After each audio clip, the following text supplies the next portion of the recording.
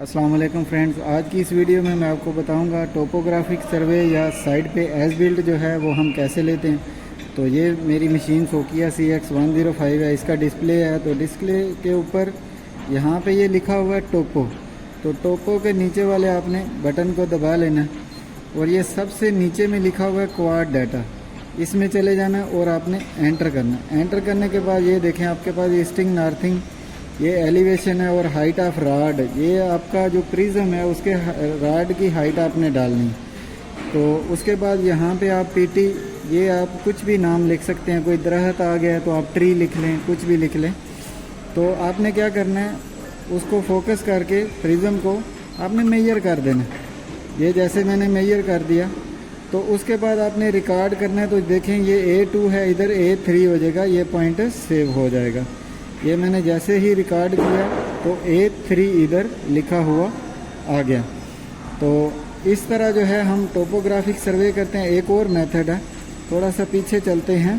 तो SO के नीचे ये फंक्शन है, जब यहाँ पे आ जाए तो ये फंक्शन की को दबाना तो क्वाड आ जाएगा। फिर आपने क्वाड को दबाना है, ऑब्जर्वेशन है, इसको एंटर करना है, फिर वही हम आगे, चाहे आप बाहर से कर लें चाहे आप टोपो से कर लें, दोनों का एक ही मतलब है। फिर मैं इसको यहाँ पे भी एक पॉइंट आपको मेजर करके दिखाता हूँ।